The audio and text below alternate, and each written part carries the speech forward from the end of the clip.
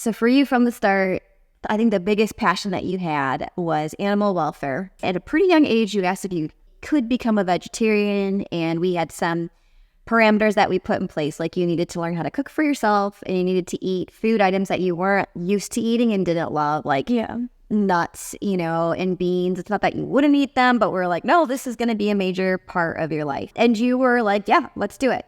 I think the first thing that we bought for you that we actually really loved, because you were young, was the Forest Feast for kids. Yeah, it had like 4 steps per recipe. It was a few ingredients, but it was so good. Yeah. It wasn't like easy baked onion type stuff like. It all worked out, like a banana, and avocado, and salt, and some peanut butter. Right. So, but that really got you into there, and it's a very non-intimidating way, I think, to learn how to cook. Yeah. This is nostalgic, actually. These were incredible.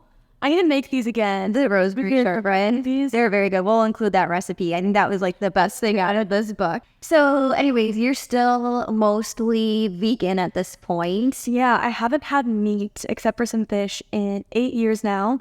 So I've crossed the half of my life point. You didn't do young. On my 11th birthday, we went up to Best Friends Animal Rescue in Utah.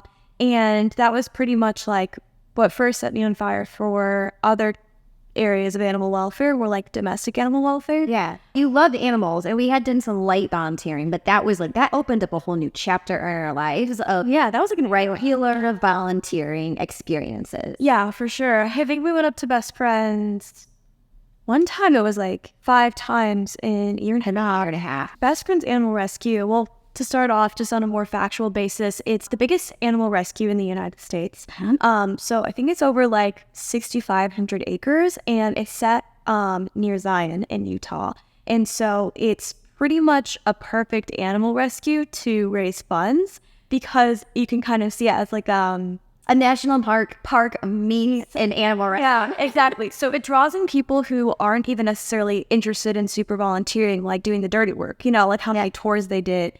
And so because they kind of had that leverage in terms of winning people over, they expanded, and they're one of the biggest animal welfare projects in the world. Yeah, we would go up for like 5 days at a time, and we would do these volunteer shifts. Sometimes it was with dogs, sometimes horses, birds, bunnies. Yeah. They have limits to what kids can work at with certain ages, and they have to volunteer with their parents. So that was like, again, it was a family affair. I was completely and utterly obsessed with the project. Like, I was practically an admin on the Facebook group. Yeah. And I had all the names of the dogs memorized. There was this group of best friends, started this rescue back in the 80s. And so you loved the story of each individual, because they all had strengths and weaknesses that they brought to this rescue. Like, some were great at fundraising and had like wealthier connections, and others were more like, scrapping it. Yeah.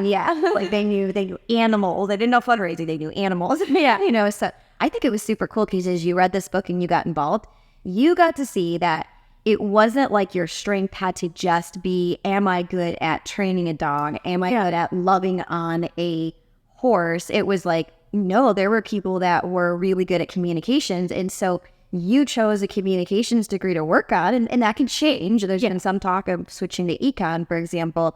But I think you saw it when you read this is like, hey, there's ways to push forward a message that means something to me more than just with dog treats. Yeah.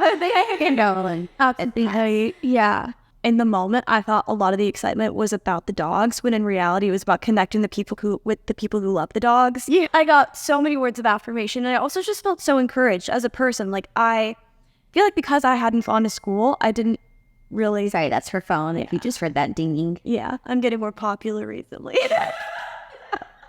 I finally found like my people, like a community that I really respected and that I was receiving a lot of positive affirmation from.